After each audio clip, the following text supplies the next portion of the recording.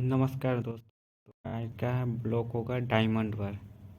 तो बिना time waste किए हुए चलो चलते हैं।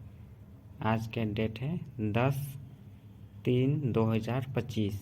मिलते हैं नेक्स्ट डायमंड पे। ओके, बिना टाइम कंडीशन में वो काम करते थे, जितने समय के लिए वो काम करते थे वो बहुत ही टॉर्चरस होता था। डायमंड माइन में काम करने वाले लोगों की अगर मौत होती तो अक्सर इनके बारे में बाहर बताया तक नहीं जाता। उदाहरण के तौर पे है अब जिम्बाब्वे का देश, जहां ढेरों ह्यूमन राइट्स वायलेशंस को डॉक्यूमेंट किया गया। साल 2008 में जिम्बाब्वे की आर्मी ने एक बड़ी खदान पर कब्जा करके 200 से ज्यादा मजदूरों को मार डाला, लेकिन इसे किम्बरली प्रोसेस का उल्लंघन नहीं माना गया क्योंकि ये काम रेबल्स ने नहीं बल्कि सरकार ने किया था। ईस्टर्न जिम्बाब्वे के मरांगे डायमंड फील्ड्स में फोर्स्ड लेबर और टॉर्चर आम बात है। साल 2011 में बीबीसी की एक इन्वेस्टिगेशन में 2 टॉर्चर कैंप्स मिले, जिनमें से मुख्य कैंप डायमंड बेस में मजदूरों के साथ सेक्सुअल वायलेंस होता था। कैंप से छूटे मजदूरों ने बताया कि उन्हें सुबह, दोपहर और शाम 3 वक्त 40-40 कोड़े मारे जाते थे। कभी कभी इनके ऊपर कुत्ते छोड़ दिए जाते थे, जिससे लोग गंभीर रूप से घायल हो जाते या मर जाते। ये डायमंड माइन एक ऐसी कंपनी चलाती थी जिसे जिम्बाब्वे के पूर्व राष्ट्रपति रॉबर्ट मुगाबे के करीब माना जाता था। तो जिम्बाब्वे की पुलिस और जिम्बाब्वे की ही आर्मी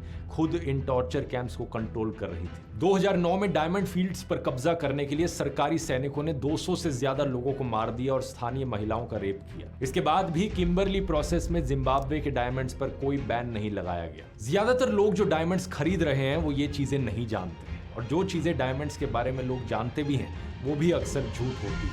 जैसे कि बहुत से लोगों को लगता है कि डायमंड्स खरीदना एक अच्छी इन्वेस्टमेंट है। ये बात सरासर झूठ है। डायमंड्स की इन्वेस्टमेंट वैल्यू अपने आप में ना के बराबर है। लोग इसे हायरार्की में हमेशा गोल्ड के ऊपर देखते हैं कि ब्रॉन्ज है, सिल्वर है, गोल्ड है और फिर डायमंड आता है। और लोगों को लगता है अक्सर कि अगर गोल्ड की इतनी ज्यादा वैल्यू है, गोल्ड का प्राइस हमेशा ऊपर जाते रहता है, तो डायमंड्स की तो वैल्यू और भी अच्छी होगी। लेकिन ये चीज गोल्ड के लिए सच है, क्योंकि गोल्ड की शॉर्टेज कोई आर्टिफिशियल शॉर्टेज नहीं है, किसी एक कंपनी के द्वारा बनाई गई शॉर्टेज नहीं है। इसलिए गोल्ड इन्वेस्टमेंट के लिए एक अच्छा ऑप्शन माना जाता है, क्योंकि गोल्ड का प्राइस बढ़ते रहता है टाइम टू टाइम। लेकिन डायमंड्स को अगर आपने एक बार खरीद लिया तो इन्हें बेचना लगभग नामुमकिन होता है उसी दाम में। जब आप गोल्ड या शेयर्स खरीदते हो तो आपको पता होता है कि इन्हें बेचने पर आपको क्या मिलेगा, लेकिन डायमंड्स के साथ ऐसा नहीं है, क्योंकि डायमंड्स की कोई यूनिफाइड मार्केट नहीं है जहां आप इन्हें आसानी से बेच सकें। 1970 में एक ब्रिटिश मैगजीन ने कुछ डायमंड्स खरीदे और 1978 में बेचने की कोशिश की, तो उन्हें 8 साल पहले की कीमत के आसपास भी कोई ऑफर नहीं मिला। इसी तरह एक अमीर महिला ने न्यूयॉर्क की टिफनी एंड को से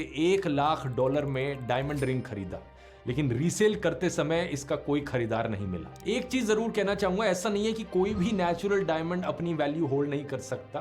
कुछ नेचुरल डायमंड जरूर हैं जो बहुत रेयर टाइप के होते हैं, जैसे कि पिंक डायमंड्स, येलो डायमंड्स या 4 कैरेट प्लस डायमंड्स। ये ऐसे डायमंड्स हैं जो कलेक्टर्स कलेक्ट करते हैं, जो कुछ हद तक अपनी वैल्यू जरूर होल्ड कर पाते हैं। इंडिया में भी जब आप डायमंड्स को बेचने जाते हो, डायमंड्स के बदले ज्यादातर ज्वेलर्स आपको पैसे नहीं देते, बल्कि वो आपको एक्सचेंज ऑप्शंस देते हैं। ऊपर से कट, क्लैरिटी, कलर और सर्टिफिकेशन जैसी टेक्निकल बातें कहकर इसकी रीसेल वैल्यू को काफी कम कर दिया जाता है। इंडिया में बैंक्स गोल्ड पर लोन देते हैं, लेकिन डायमंड्स पर नहीं देते, क्योंकि इन्हें बेचना मुश्किल होता है। और अब साइंटिफिक पर्सपेक्टिव से भी अगर आप एक डायमंड को देखोगे तो एक डायमंड क्या है? कार्बन बॉन्ड से बना एक मटेरियल है। कार्बन कैसा एलिमेंट है? एक ऐसा एलिमेंट जो हर जगह पाया जाता है। इसलिए आग लगने पर डायमंड CO2 में कन्वर्ट होकर इवेपोरेट हो जाता है। लेकिन गोल्ड दूसरी तरफ जलने पिघलने के बाद भी गोल्ड ही रहता है, क्योंकि ये अपने आप में एक रेयर अर्थ एलिमेंट है। इतना ही नहीं, प्योर गोल्ड एक नोबल एलिमेंट भी है, यानी इसके साथ केमिकल रिएक्शन करना बहुत मुश्किल होता है। इसलिए गोल्ड ज्वेलरी की मेंटेनेंस कॉस्ट भी कम है, जबकि डायमंड्स को समय समय पर इंस्पेक्शन, क्लीनिंग की जरूरत पड़ती है।